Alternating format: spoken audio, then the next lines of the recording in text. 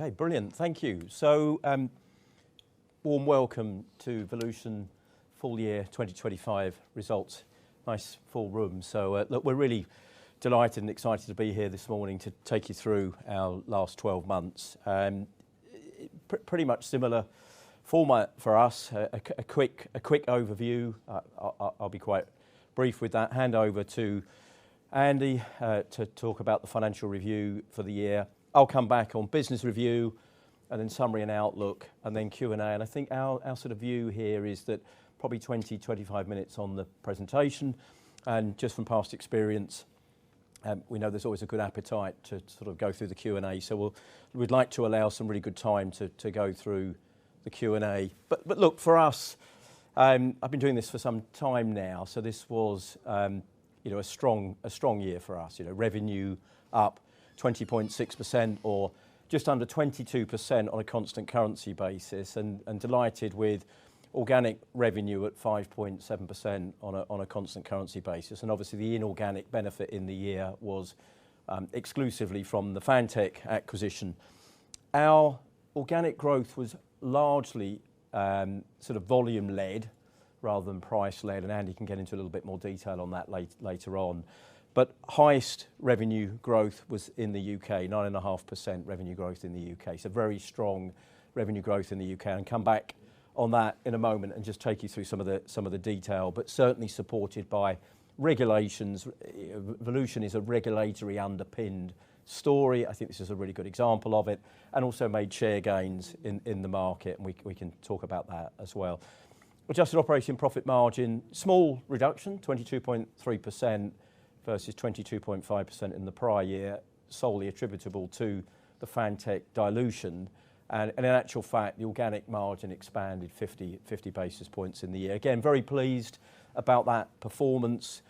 Quite a bit of headwinds in the market, particularly in the UK, around sort of inflation on payroll and national insurance and such. So very, very pleased with the adjusted operating profit margin. And then the cash conversion, 109%, that's an absolute essential ingredient of the mix for us if we're going to continue to deploy capital to grow inorganically, and leverage down to 1.2 times, in spite of the fact that during the year we made our largest acquisition to date.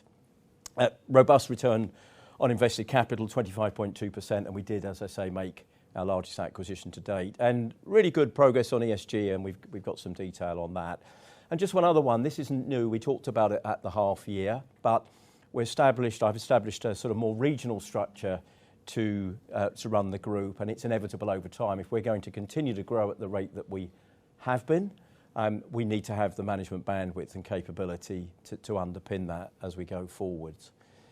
So this slide, we can't help but put this slide to the deck, but I think just to draw out a couple of important ingredients here. We listed in 2014, I became chief executive at the beginning of 2012, but it's really the sort of trajectory that we've been on, and I won't go into each of them individually, but roughly across revenue, profit, EPS and cash flow, plus minus 12% compounding growth over that period. And it shows the change in the complexion of the group from 4 countries where we had a local presence. So that's a local presence, not where we make sales, but where we have a local operating company presence. But we've gone from 30% of our revenue from non-UK customers in 2014 to 63% today, 5 brands to 29 brands, and we have a presence in 17 countries. And that's sort of what's happened to us over the last 10 years. Strategic progress and priorities, 3 strategic pillars: organic growth, inorganic growth and operational excellence. And just a little bit under each of these, and we will spend a bit more time later on, but 5.7% organic revenue growth, and we're continuing to invest in products and facilities to underpin this organic growth revenue proposition. Value add acquisitions, 16.2% inorganic revenue growth coming from the Fantech acquisition, and also, as I've talked about, sort of fully embedding that more regional leadership structure that I've talked about already. And then operational excellence, as I said there, 22.3% operating profit margin, but an organic operating profit margin improvement in the year. Sustainability, again, I don't want to go through each of these individually, but what I was pleased about is pretty much every metric on the page has improved. Should just explain on low carbon sales there. Low carbon sales, 71.2% of Volution's total revenue is in low carbon. I said that it improved. It has improved organically to 77.3%, but Fantech as a proposition has less of its revenue today in what we would call the low carbon product bucket. So that created some dilution in the year, and of course going forwards we'll report the inclusive of Fantech number, which is the 71.2%. And the same story with heat recovery. The dilution is because of Fantech. Actually organically we improved from 31.7% to 32.5%. And on the recycled plastics, I mean, some would say that we missed because we did set ourselves a 90% target, but we set that target when we were at 40%. And I remember shareholders saying to us, how are you going to get there? And we said, we don't know, but we're setting a stretching target. We've got close, it's 83.9%, and in actual fact, the sort of drag on that improvement was more around the Nordics, where in actual fact, more recently, we've made some really strong progress. And just one other one I'd like to just pick out on the slide there is the accident frequency rate that improved in the year, and ultimately, Volution is a place where we want everybody to come in the morning and go home at night. So, you know, delighted to see that with the extra effort we're making around health and safety and so forth, that our frequency rate improved in the year. So that was a very quick overview from me. I'll hand over to Andy to take you in a little bit more detail now. Thanks, Ronnie. Morning, everybody. So just to kick off, you saw the sort of 10-year progression on some of the key metrics earlier. This is adding a couple more and doing it over 5 years. Actually, it's quite nice because for the first time now we can drop the COVID year off the 5-year comps, so the lines all make sense. And look, again, at risk of repeating the earlier slide, I think what stands out the most for this for us, and hopefully for you as well, is that sort of consistency of performance year over year, the continued improvement on all the key metrics.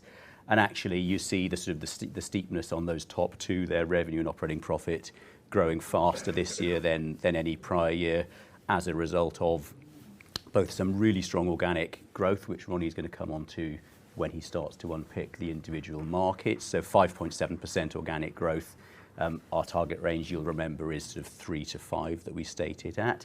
And then supplementing that obviously with Fantech, our largest acquisition to date, which has gone really, really well. So I will then have in the subsequent slides, and then I say in the market, we'll go into a little bit more around some of these key pieces. But I guess, you know, the other one that I'd sort of draw out, having done the top left, if you go to the bottom right, really, really strong cash performance in the year. And that's always at the heart of the business model, because that is how we fuel M&A, and obviously that is how we deliver our returns. But actually to do that this year was even more important than normal years, and then to end the year at 1.2 times leverage, having spent 220 million Aussie dollars, 110 million pounds on the Fantech acquisition. Plus, of course, we did also complete the buyout of the balance 25% of ClimaRad in the year. So, you know, a meaningful amount of expenditure on M&A, but still ending with the balance sheet in very good shape there at 1.2 times leverage. So this next slide, just showing a little bit more detail year over year comparatives there. Revenue, operating profit, I'll unpick a bit more on the next couple of slides.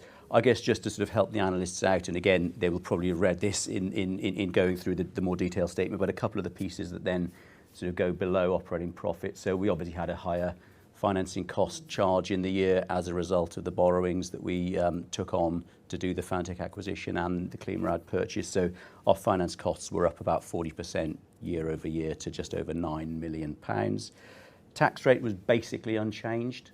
In fact, it was exactly unchanged year on year. It was 21.8%. Now, what should have happened is Australasia being higher tax rates than the rest of our group. So Australia's 30%.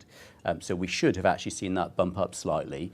But offsetting that, our growth in the UK, particularly UK residential, is very much in patented products. We talk a lot about the fact that actually it's regulations that have moved forward, and we've developed some really compelling propositions to service those regulations, some of which then benefit from being patented. So we then have leveraged that UK patent box opportunity, and that's meant that effectively the tax rate has stayed exactly unchanged. Return on invested capital, again, I'll come back to later with a more detailed slide, but actually, really, really pleased that that still came out at just above 25%, and that's got 2/3 of the Fantech balance sheet in it because of our 3-point methodology on the balance sheet. And then dividends up 20%. So, slightly ahead of the rate of growth of the earnings per share. So dividends up 20% to 10.8 pence. Revenue. So I won't go through the individual regions too much because obviously Ronnie will do that in more depth in the next section. But really pleasing that actually within that 5.7% constant currency organic growth, all three regions grew. Yes, the UK grew strongest. Europe grew nicely. Australasia, very, very small bit of growth, but it was growth. And that's despite the fact that, as we have talked about for the last couple of years, the New Zealand market has been a really, really tough market. Won't steal a thunder, but hopefully starting to show some signs of recovery. But still, we were able to show organic growth in all three. FX was against us. I think I've said that pretty much every year for the last few years. So one of these years, FX will sort of flip in our favour. That was, again, mainly in Australia and New Zealand, that 4.5 million of adverse revenue impact and about 1 million of profit impact sort of comes through from translation. Fantech obviously then, coming in with the inorganic growth piece. And then just in the sort of the strap at the bottom there, just again, we always sort of try to unpick how much of the constant currency growth is volume stroke mix. So those two things effectively come together. So that's volume and it's also upselling of the proposition. How much is from that and how much is from pure like-for-like price? And the like-for-like price is now back to very much a normalised level of just over 1%. So 4.5% is what we estimate to be the volume stroke mix component of that revenue growth. Operating margin, as Ronnie mentioned, in the intro slide, the fact that bottom left there, group margins nudged down ever so slightly by 20 basis points, but we'd already long trailed that Fantech was coming into the group at a good margin relative to the wider market, but at a margin that nonetheless is lower than the margin that we trade at as a group. So to get to that 22.3, you've got effectively a 50 basis points improvement in the organic margins of the business, offset then by a slight dilution from Fantech. And then you see, I guess in that sort of bottom middle graph, you see how that organic margin improvement comes through region by region. So UK and Europe, there's no inorganic effect, so those comps are exactly as they would be. So, a really nice 100 basis points improvement in the UK, 20 in Europe. And interestingly, for those that have sort of followed us for many, many years, I remember my first couple of sets of results being asked, well, why is the UK margin the laggard relative to the rest of your group? And actually, look, I think this is testament to some really, really strong results from the UK over many, many years now. I guess we always said, look, we've got a really good infrastructure in the UK. We've got a very broad proposition. There is no reason why it won't be at or above, and indeed that's what you now see. And then on the Australasia graph, we've given you 3 data points there. So as reported, 24 and 25, but then also showing what the 25 organic was. So actually, if you compare that 22.7 to the 23.8, a nice organic margin improvement in Australasia as well. Jumping onto the balance sheet and the cash flow, so a very, very strong cash conversion, 109%. We talk about a target of at or above 90%, and as you see on that sort of top right graph there, we've hit that pretty much every year, bar 2022 was when we made a sort of material increase in our inventory levels to bolster customer service. But aside from that, essentially the 90% and above. 109 is particularly strong. I'm not going to promise that's going to keep repeating, but it does just show how robust the model actually is. And inside that, investing nicely in facilities and infrastructure. So you'll see when you get the annual report in a couple of weeks' time, we showed a little bit about where we've been investing, whether that's further capacity and automation in Reading in the UK, for example, whether it be the early bits of our expansion in North Macedonia that we've talked about for a number of years, and in the Nordics where we've been adding additional metal production capability. So we spent about £8.4 million on CapEx in the year, which was up 1.3 million from the year before. So look, still continuing to invest nicely in the organic business where it's compelling as well. Then, I've already mentioned this, return on invested capital. So this is really important metric for us. We've said that we are confident that we can carry on delivering returns of 20% and above, whilst continuing to invest materially in acquisitions. And as I said, the fact that we're 25.2 with having brought Fantech into the group is fantastic. So there was a very nice organic ROIC improvement coming about through that working capital and balance sheet management, coming about through that organic margin improvement. And again, that means that we're able to bring these nice acquisitions in and still deliver very strong returns to investors. I don't think I need to, this is at risk of repetition a little bit. This is basically showing in the dark blue our key financial metrics for FY25. In the light blue, the average over the last 5 years. So actually what you see with all of them, the organic one there does still include the 21 versus 2020 comp, which is COVID impacted, but really, relative to our green numbers there, which are the long-term financial targets, if you like, of the business, continuing to deliver on all of those metrics, which obviously is, really pleasing and important for us. So with that, I'll pass back to Ronnie to go through the business. Great, thanks very much, Andy. So we talked about this already, Volution in 2014 and today, and of course the Australasia only includes 8 months of Fantech. So the way to sort of think about the group now in terms of its geographic disposition is 40%, 30%, 30%. So quite a nice split. And look, what we've said throughout is that over time we expect the percentage of group revenue in the UK to get smaller as we continue to bulk up with obviously more opportunities in continental Europe and in Australasia. And this again is our increasing geographic diversity. So you see from, as I say, my tenure started in 12. We started to acquire in Europe, and then the first acquisition in New Zealand in FY18. And of course this year we'd expect again that light blue box to get much bigger as we see 12 months participation from Fantech. So a little bit of detail about the local geographic areas.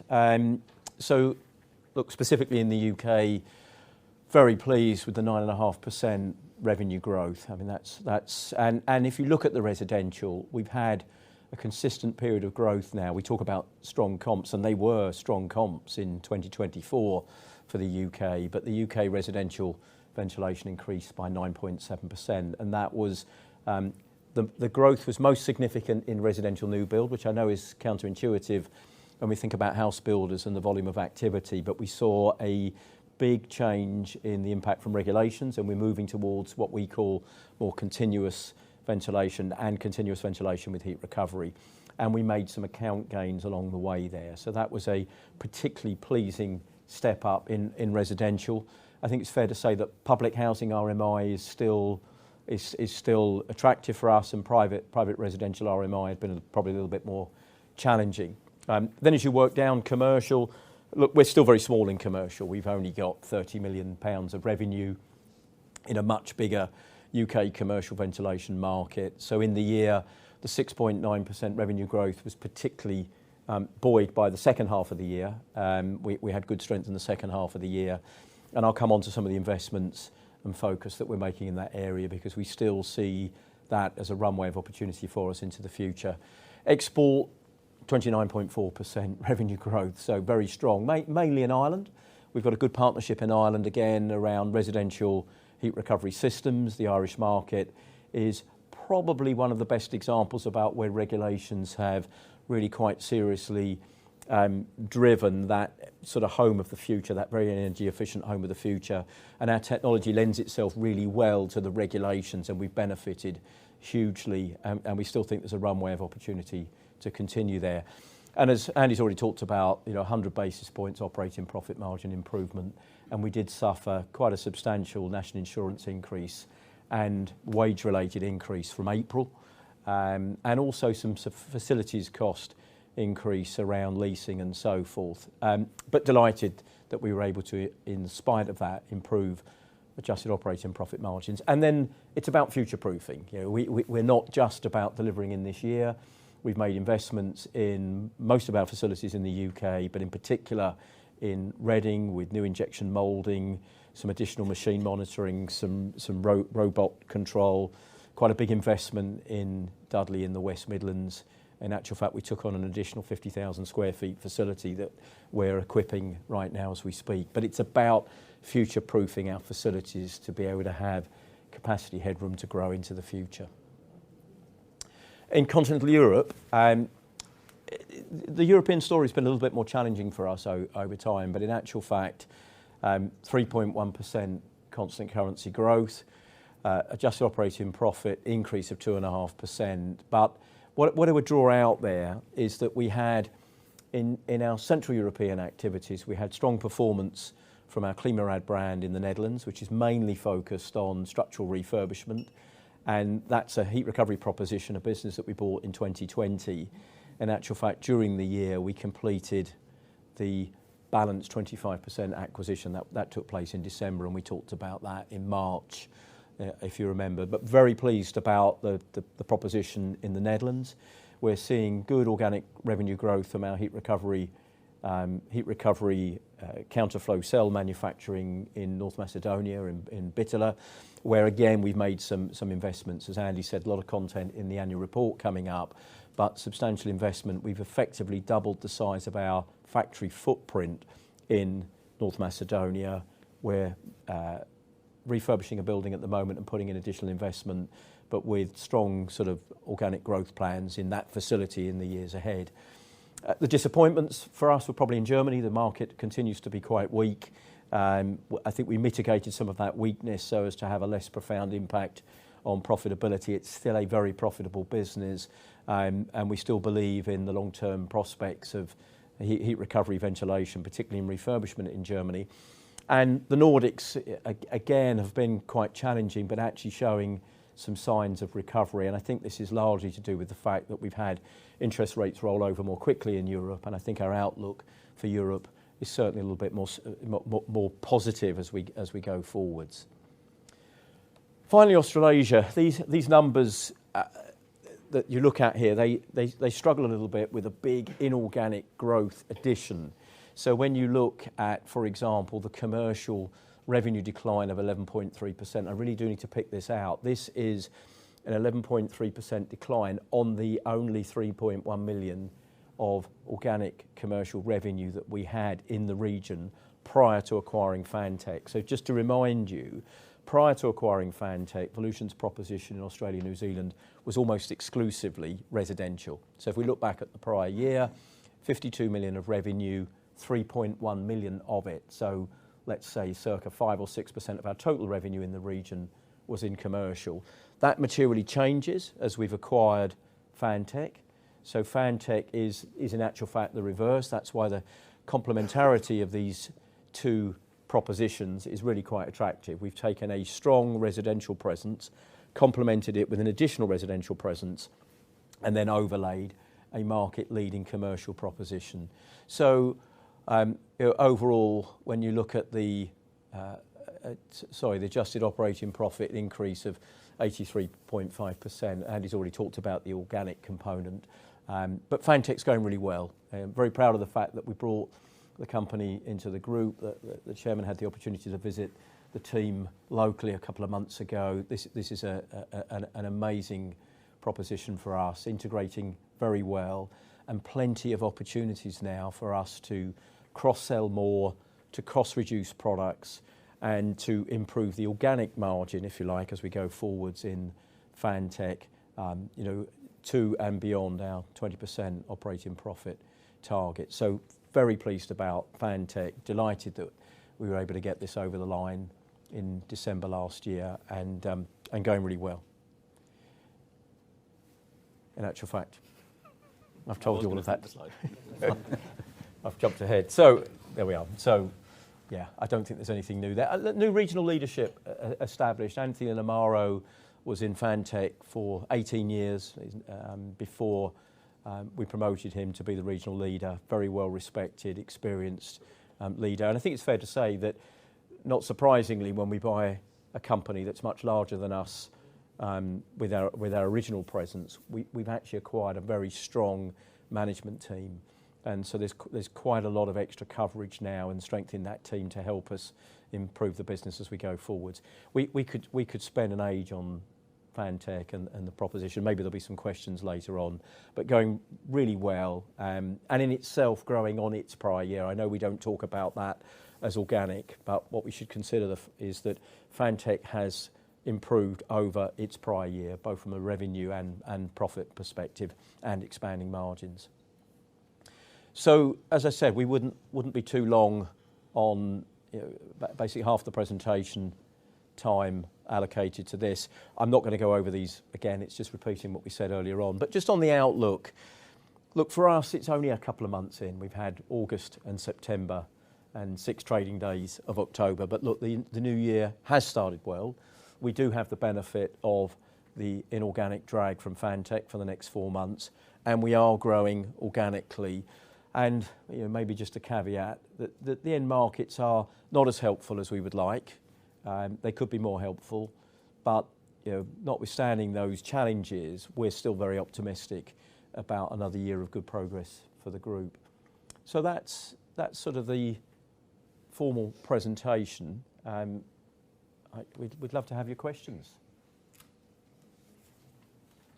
Okay. Tanya, hi. Hi. Good morning, Tanya from RBC. Just a couple questions on the UK market and your market share there, particularly given the strong performance in the second half, and how should we look about growth going into next year with some of the new regulations coming into play? And then just about your CapEx spend for next year across the regions to expand capacity. Is that being driven by order book demand that you're seeing now, or is that more in terms of what you're expecting to come? Yeah, so taking our UK in order there, residential share is pretty substantial, across new build, social housing refurbishment and private housing refurbishment. Not necessarily with one single brand, but collectively with a number of different brands that we have in the stable. I think we would argue that we've got a leadership position in all three: residential new build, social housing refurbishment and private housing refurbishment. And I think the drivers are different but converging. So on residential new build, a lot of this is going to come down to whether or not we start to see more houses starting and being completed. And my crystal ball is as good as anyone else's there, and I think it's probably fair to say that it's been disappointing so far. Although in spite of that, we've managed to grow strongly. Now, regulations will continue to help. We haven't had a full lap of the year yet where those regulatory benefits catch up with themselves. So if nothing else, there's a regulatory gain. I'd like to think that there might be sort of more structural increase in houses, but let's see.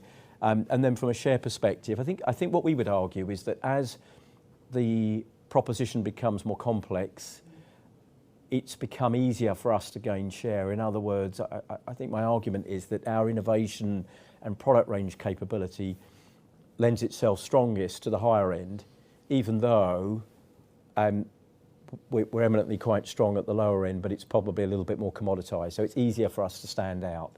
And you'll talk about some of the capacity investments that we've made. Social housing refurbishment, Awaab's law in October will be interesting to see how social housing responds to that. So there is one school of thought at the moment that social housing has probably been a little bit slower in terms of planned refurbishment because are concerned about the onslaught that might happen once Awaab's law goes live. Awaab's law is basically around where ventilation or mould-related problems in a dwelling have to be dealt with in a much shorter time period. And I know social housing landlords are sort of gearing up for that, and we've set ourselves up to support it, but we're not quite sure quite how much of a bounce, if any, that will deliver. And then I think private housing refurbishment is very much down to sort of the whole consumer confidence piece as well. But look, we're very well positioned in all three. We're continuing to innovate, and customer service is essential here. In UK commercial, our share is quite small. Quite frankly, we're not the market leader. We understand who the leaders are in the different propositions, but we believe that we can grow our heat recovery ventilation and our natural and hybrid ventilation range under breathing buildings. And in fact, as I say, some of the investments we've made are to support that. So we think the runway of opportunity in commercial organically is strong, and the opportunity there for us is quite clearly to take share. I didn't mention OEM earlier. It is quite small, but OEM had been quite a drag on our performance over the last few years. But we've brought our OEM proposition into one facility. We did that about 12 months ago, and we've steadily improved the contribution that OEM makes towards the group. And a significant proportion of our internal consumption of larger motors now is actually manufactured in our OEM activities, although you don't see it here. And there's been a big focus on improving that proposition and trying to make some share gains. So we're reasonably optimistic about the outlook for OEM, having had a couple of challenging years. Yeah, and on the CapEx front, Tanya, I guess just to start with, first of all, to put it in context, so spend in 25 was 8.4 million, spend the year before was 7.1 million, and normally we've talked about 7 as a sort of par spend, so it's sort of 1.5 or so more than that's been, but of course the group is growing quite materially, and that 8.4 spreads across the breadth of the business. But I guess if we think about the sort of capacity and growth side of things, this isn't about us sort of stretching at the seams and being unable to deliver revenue. This really is about sort of future-proofing. And it's also about areas like commercial in the UK where we've got aspiration to be bigger than we are right now. So if I just pick out a couple of them, Dudley in the UK we've talked about, that is where we manufacture both our heat recovery products that go into UK new build, which of course has been growing very, very strongly. So like actually if you go around that facility, it is full, and therefore taking on the additional space just allows us to carry on with that growth because the regulations aren't going backwards. Hopefully the volumes are improving. It also serves new build, heat recovery propositions that go into our European markets as well. So we serve Denmark, we serve Belgium, we serve other countries out of that Dudley facility. So that growth there is very much supporting that piece and supporting our sort of UK commercial broader aspirations. Some of the other ones we're doing in places like in Reading, which is about being more automation, having bigger capacity moulding machines, which means that we can get more output from the machines for the same amount of factory floor space that's taken up. This is about both efficiency and catering for future growth. We've got some interesting metalwork investment in the Nordics where we're quite peripheral and minor on commercial again there, and this is about helping us get the cost base right so that we can really compete in new parts of that market beyond perhaps the traditional sort of residential refurbishment where we've always been very, very strong. And then Macedonia, ERI, we've talked about for a little while now. So that business has grown very, very well over the years pre our ownership and the 4 years since we acquired it in 2021. We've taken on additional buildings. We're in the process of refurbishing and then kitting those buildings out, and this is about the growth that comes next. So that and Dudley are probably the two where if you go around you go, gosh, they're quite full right now. But what we try to do always is clearly not invest too early, but invest at the right time so that we can continue that growth going into the future. And just to add to that investment isn't just capacity, it's also focusing on efficiency and improving unit cost. Could spend a lot of time on this, but at Reading we've moved to what we call multi-cavity injection tools so that we can increase the output unit rate. That means bigger machines and so forth. That investment's gone in. So it's capacity headroom and unit efficiency. And great insight from the technical team. I remember we did this about 7 or 8 years ago, but we built this platform of plastics that could scale. And so what happens is that although we have a market-leading range of final SKUs, we pare it back to a more limited number of chassis and so forth, and that's where we get the scale benefits by putting a chassis tool in, having 4 parts instead of 1, larger machines. The robot investment is about reducing the people cost included in the product. And in actual fact, we started that first in the Nordics, and that was the sort of trailblazer for us, the art of the possible. We've got 3 shifts in the Nordics, and one of them has got no people on it. And that's an example of what we think we can do in the future. Okay. Should we go to Rob next? And then Morning, Rob Chanty from Berenberg. Thanks for the presentation, guys. So 3 questions from me. So firstly, just on addressable markets, I mean, obviously very impressive slides on the 12% CAGR over the last 10 years. So if you were to do that again, is there enough in the current addressable markets that you have to achieve that, or do you have to look more widely? Secondly, in terms of transactions in the space, clearly Fantech was the last big one you've done, but there's been a lot else and a lot of other things going on. Do you have any desire to do more in data controls, etc., which seem to be prominent? Would you like more of that in the business? And then thirdly, on Germany and Central Europe, quite the improvement in the year with kind of good constant currency or organic growth. I guess how much of that is market versus focus versus internal management decisions, and is there any benefit from the German fiscal spend plans? okay. First two, M&A. Yeah, absolutely. Not concerned about the runway of opportunity on M&A. You're quite right. If we compound at 12% per annum, I sort of doubling the size of the business every 6 years, and that's why we're proud of the slides that we put up, because that's the sort of track record. We're generating the cash to do it, so there's no doubt about continuing along those lines. Want to be a little bit circumspect and sort of private around what we're doing, but there's plenty of stuff that we're looking at and optimistic about continuing on that trajectory, Rob. And I would say that if you look at the 3 geographic areas that we're in, UK, continental Europe and Australasia, I think it's fair to say that could be in any one of those. We've talked about having a low market share in commercial in the UK, although I do think there's a super opportunity to go faster organically, but notwithstanding that, we could also add things on. In Europe, we're still very small. We're underweight in quite a few geographies in Europe, so we'd love to do more there. And of course, now we've got a strong presence in Australasia. I think there might be adjacencies that would make sense for us in future. I just want to remind you that Fantech is something that if we'd have turned up 10 years ago, I think you'd have been surprised and said, why have you acquired a more commercially focused ventilation business the other side of the world? But as an adjacency to having a strong residential position in the region already, it wasn't really a surprise. And I think what Fantech and acquisitions like it do for us is they create additional adjacencies that we may or may not be able to consummate over time. That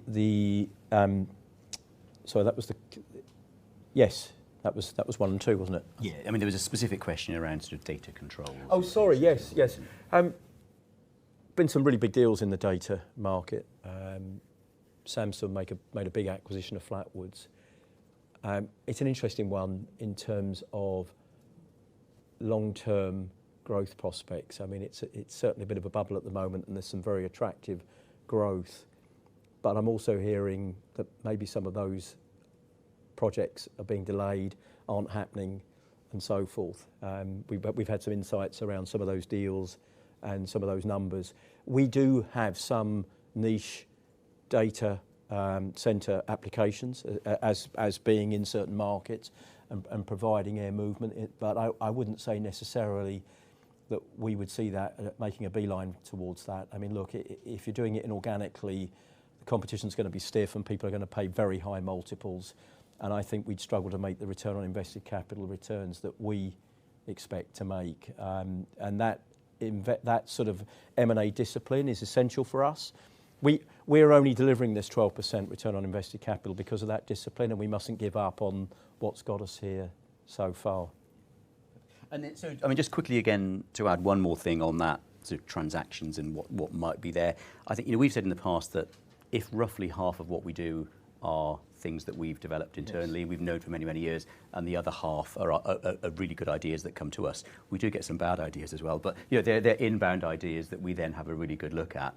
I think it's fair to say that the volume of inbound ideas is grown exponentially over the last few years. And why is that? It's because our profile is so much bigger, our range is so much wider, and so people are coming to us with, well, first of all, they're aware of us in a way they weren't before. I think we've got a reputation as good acquirers, and I think more ideas will therefore come through that channel as well as the sort of organically generated ones, if that's the right phrase. And then your other question, Tanya, on sort of Central Europe. So look, 6% organic growth, constant currency in Central Europe. but a very mixed. If we're not going to, but if I was to give you each individual country within that, it's quite a disparity of outcomes. And I think where we've done particularly well, Klimarad, ERI, absolutely specialist in their area, hitting the sweet spots, and also in both of those cases, very much underpinned by sort of heat recovery, and heat recovery being the driver of the future in key markets. So those two have gone exceptionally well. Some of the other, Germany's been difficult. Germany's still difficult. We think that's that it is just a tough market at the moment. We think we're well positioned, and we think we can do more as the market picks back up. And then other places, France, we had a nice result this year, growing well organically, but it's small. And our aspirations there are definitely bigger than the business that we acquired, because we acquired a very small position in a relatively large market. So a mixed picture, but I think overall, the European market per se hasn't been super supportive and super helpful over the last few years. Let's hope it starts to pick up a little bit more moving forward. Clyde. Thank you. Clyde Lewis at Peel Hunt. I think I've got 4, apologies. Cost pressures and pricing. Can you just give us an update as to what you think you've got ahead of you for FY26? I mean, obviously varies a lot across different markets, so obviously fairly broad on that front. In terms of the volume mix split, that 4.5% that you put up, be really interesting to understand probably the UK dynamics.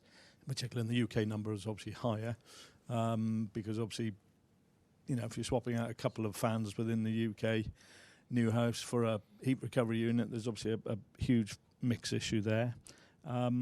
Be really useful to get an update on what's happening in Australia and New Zealand in terms of regulation, as to whether there are any sort of new drivers coming through on that side of things. And the last one was probably on the competitor environment. There has been consolidation in a number of markets. Have you seen any areas where there's been a noticeable change in the competitive pressures at all?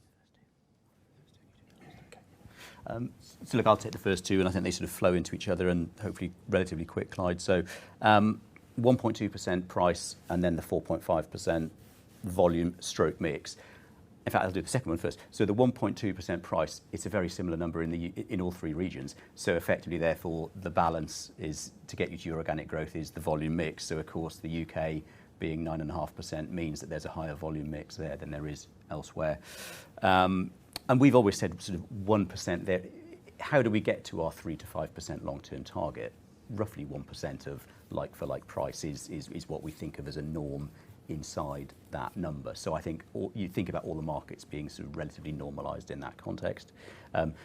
Cost pressures, Ronnie sort of alluded to earlier. I think the 2 places where there probably are still things that we have to keep constantly watching on, people costs, and particularly in the UK, it's been the national minimum wage, national insurance. Let's find out in a month's time, but hopefully there's not new delights coming our way. But that's obviously not been helpful. Facilities and sort of infrastructure type costs. We lease essentially all of our buildings and premises across the globe, and when they come up for periodic rent reviews, they never seem to go down. So those are probably the 2 bits where you get the most. But then we're always looking at the product cost level. I think we're carrying on doing what we always do, and hence our organic gross margins have carried on nudging up. So I think that we feel well positioned with that. And I think in terms of future price, where we sit now, we'd probably expect to carry on.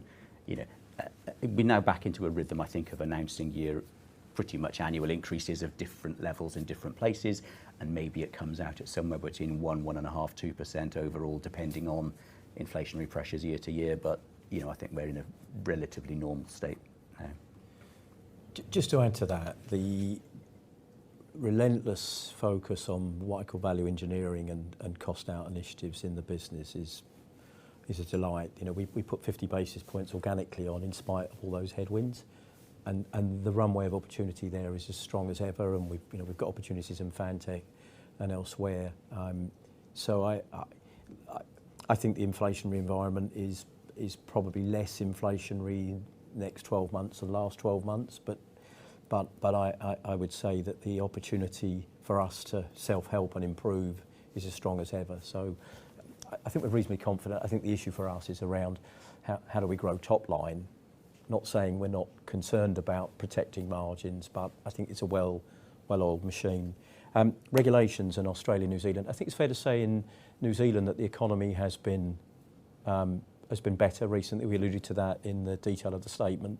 So I think we're getting a bit of help in New Zealand. We're moving towards more continuous ventilation in New Zealand, and we're seeing some regulations around air purity in the workplace or air purity in commercial industrial applications that will help us.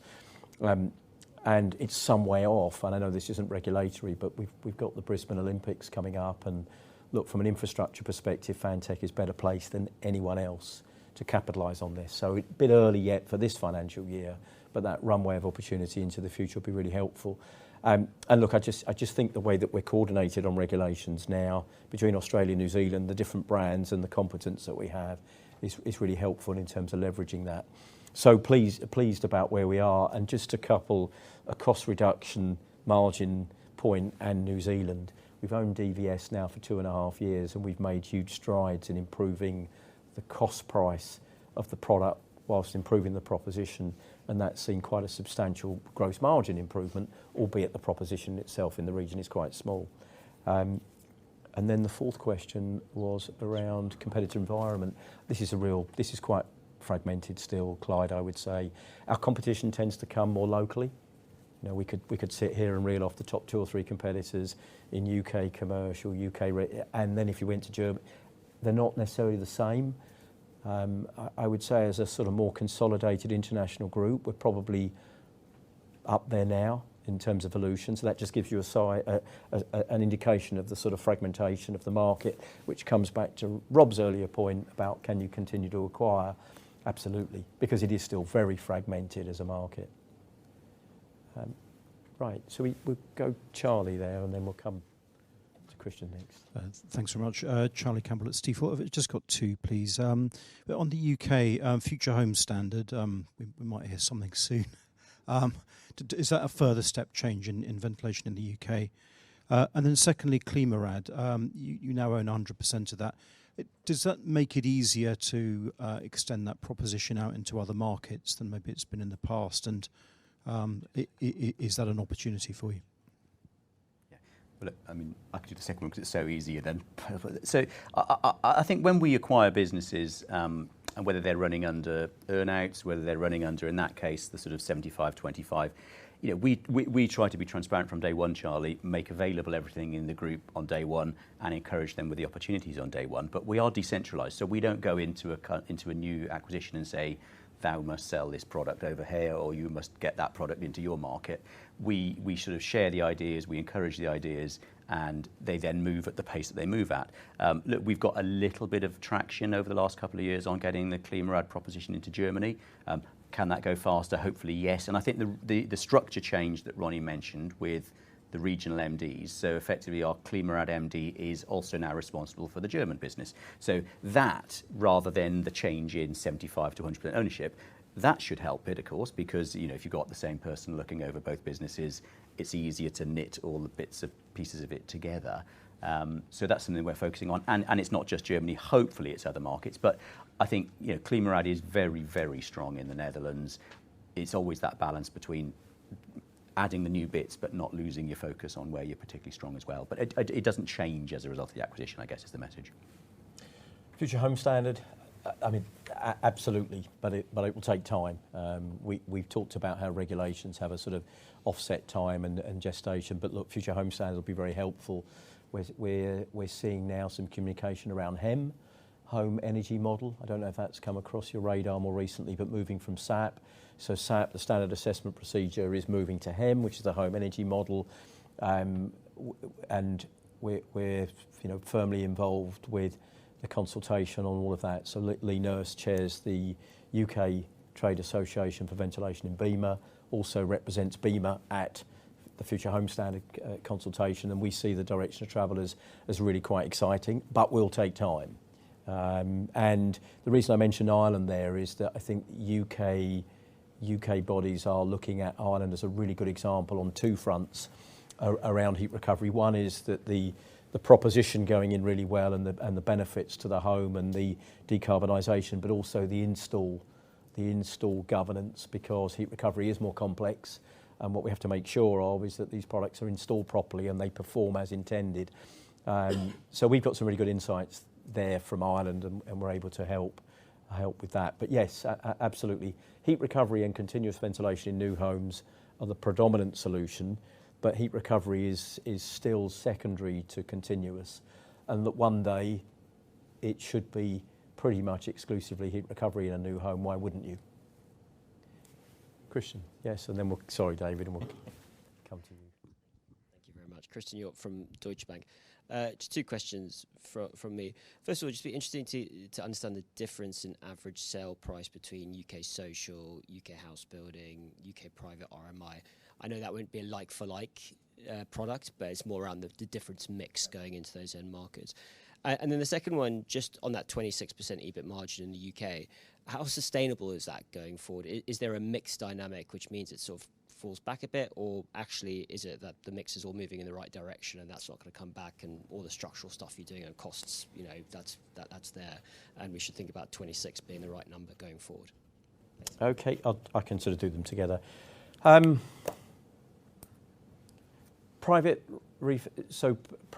point, private refurbishment is lower. In the past, I think we've used a slide where we talk about ranges, but private housing refurbishment ventilation equipment ranges from a sort of entry at maybe £20-25 to £100 at the top end, but there's not so much at the top end.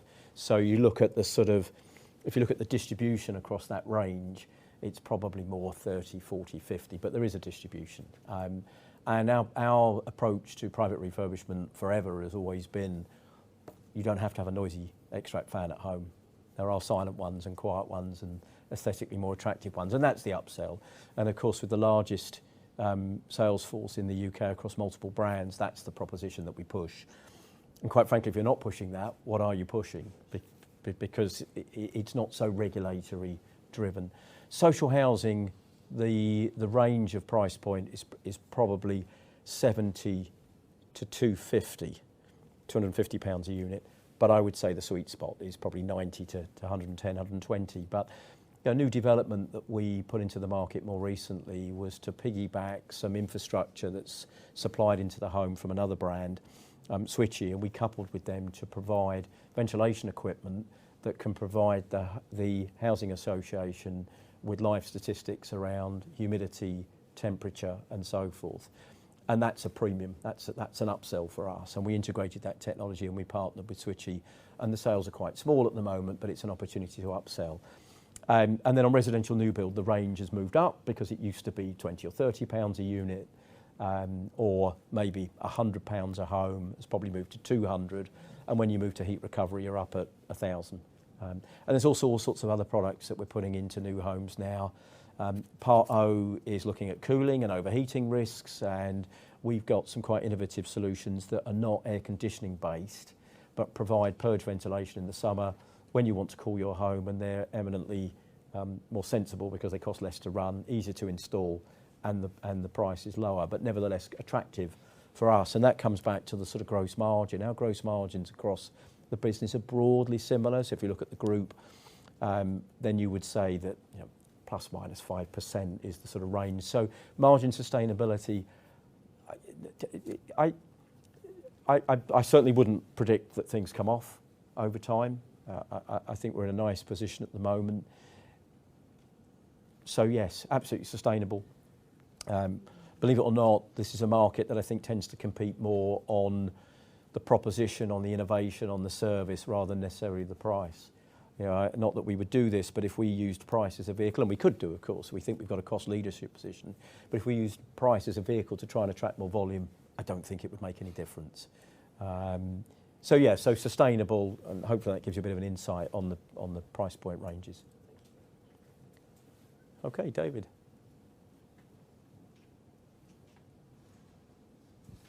Hi, thanks. David Farrell from Jefferies. 3 hopefully quick questions.